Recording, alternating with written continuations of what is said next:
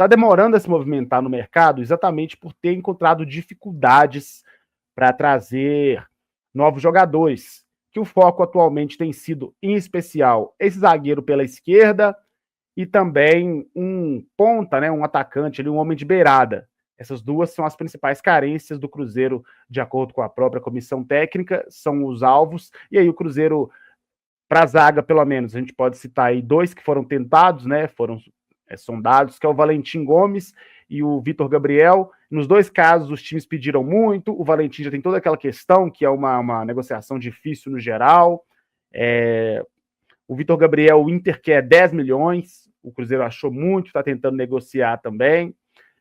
No ataque, a gente não viu nomes pipocando ainda, apenas especulação aqui, especulação dali, mas nada concreto, nada que tenha realmente avançado para uma proposta, pelo menos que a gente saiba. E aí, a ideia é que o Cruzeiro vá intensificar essa busca por reforços a partir de agora, já que os jogadores já estão voltando, né? Então, mas ao que parece, ou que pelo menos o Cruzeiro alega, a dificuldade nesse momento é realmente essa questão de nomes mesmo. Está com poucos nomes disponíveis no mercado, nomes que agradam de fato, que o Cruzeiro entenda que vão agregar, e também está caro, né? Os nomes que acham estão pedindo muito e o Cruzeiro acha que está sendo uma valorização acima da média. E aí eu queria saber como é que você vê toda essa situação e como que você acha que dá para o Cruzeiro escapar disso, né? Conseguir superar essa dificuldade. Inclusive, até citando, eu falei que ponta não teve nenhum, mas tinha o Rinestrosa, né? Que é mais um também que o Atlético Nacional fez uma pedida exorbitante, 10 milhões de euros. Então é isso. Ou você não está achando nomes, e aí quando você acha, você encontra nomes muito caros, muito inflacionados. Eu acho que faz parte dessa dinâmica e é da dificuldade do mercado mesmo, né? E para isso que eu imagino que o Cruzeiro também se estruturou com o departamento de scout para buscar novas soluções, porque tem alguns nomes que são mais badalados e esses nomes mais badalados eles acabam trazendo essa dificuldade de negociação. O Rinestrosa, por exemplo, para mim ainda seria um nome que cairia muito bem aí nesse esquema e como possibilidade para o Jardim, e a pedida foi de fato exorbitante, você não vai desviar. Tem o zagueiro do Internacional, né? Que também é um jogador que tem qualidade, mas que, se dependendo da pedida, acaba não valendo a pena. Eu entendo essa dificuldade, mas agora é a hora de se mostrar essa criatividade, né? De ter alguém que chegue, se aproprie desse departamento para justamente investigar onde a gente tem, a partir de características pré-definidas, os jogadores para trazer.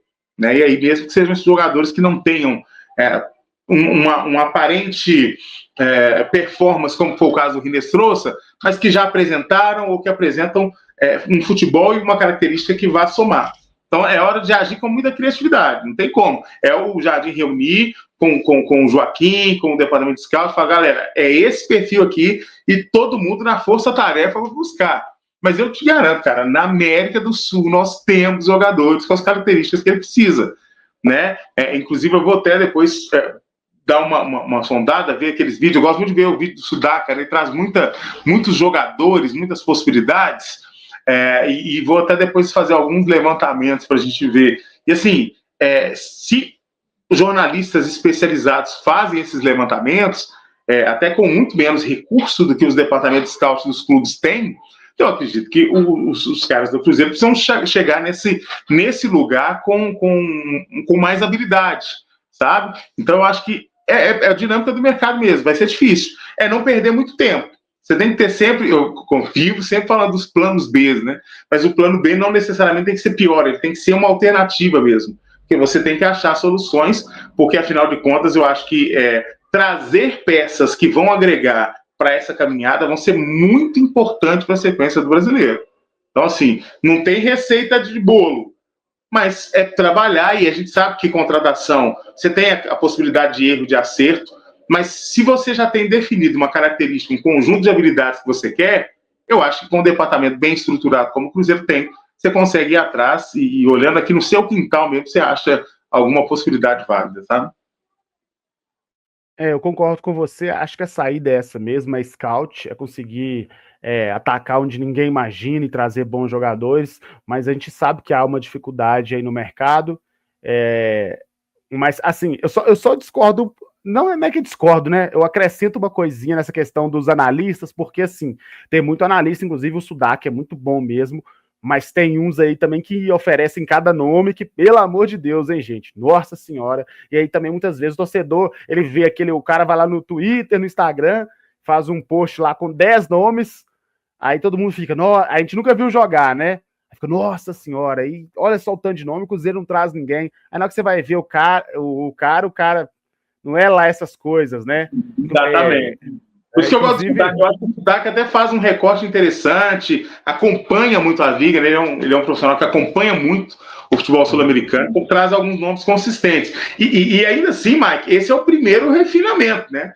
Tem que passar no funil. Você pega ali de 20 nomes, você tirar 3 e tentar investir mais, né? Nesses nomes.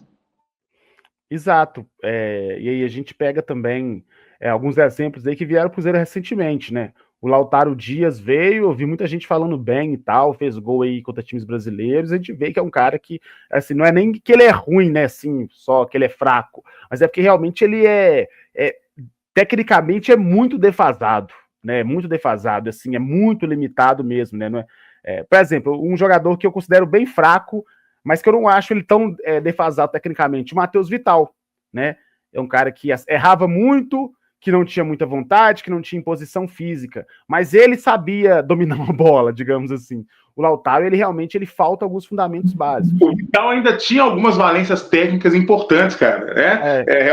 Assim, não é aquele jogador que você vai assim, acabou, não dá para ele jogar a bola. O que eu já penso do Lautaro, sabe assim, realmente não tem nem comparação.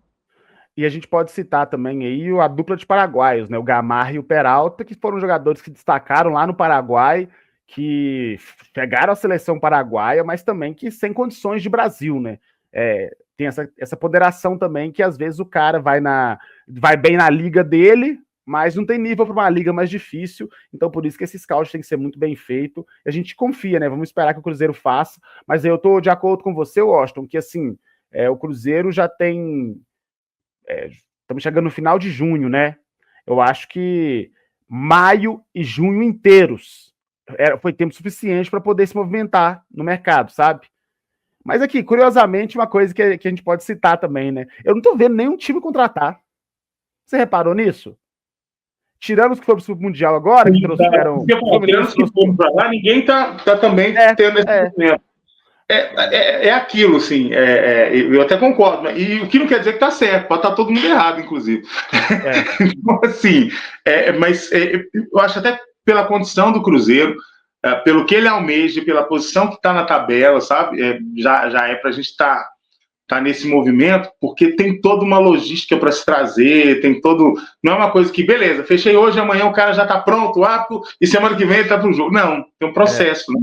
E aí, pensando no processo, é que você faz esse planejamento mais pensando em datas, mas é óbvio, até vi algumas pessoas falando, não, calma, teve um comentário no vídeo assim, calma, Calabreso, a galera tem tudo sob controle. Não, tudo bem, tomara mesmo que tenha, e a gente não duvida, obviamente, da competência deles, só mesmo esse sentimento de que a gente precisa avançar para justamente ter todo mundo ali bem postado quando voltar e for para valer, sabe? É só a gente pensar aí em alguns dos nossos reforços, né, do ano passado, desse ano, de 2023, que chegaram e demoraram a se adaptar, né, ou se lesionaram rapidamente. Então, o ideal mesmo é que fosse o mais rápido possível. Eu acho que eu esperava, né, que o Cruzeiro já voltasse agora dia 27 aos treinos com os reforços. E não aconteceu, né, e provavelmente não vai acontecer, só se o Cruzeiro realmente tiver algo muito escondido mesmo. Mas eu já esperava porque é um tempo importante. E aí a gente vai ter essa próxima semana de trabalho, que vai ser a semana que vai juntar para a Florida Cup, Vitória Cup. E aí, confundi aqui. E aí, logo depois é mais uma semana e o Campeonato Brasileiro já volta. Então, já não é aquele tempo ideal assim, pensando que eles não vão chegar nos próximos, 7 dias. Isso. Não é aquele tempo de preparação, já vai ter um tempo para conhecer esse jogador, para eles conversarem, para explicar direitinho o que ele gosta, como que é, para o cara colocar em prática a intensidade de parte física que o Jardim gosta, para ele conhecer os companheiros, tá vendo? Tem uma série de nuances aí, ó, que a gente está falando. Por isso é que seria, na minha opinião, muito mais bem aproveitável se você já tivesse aí com esse nome já definido, né, já trazendo para essa reapresentação.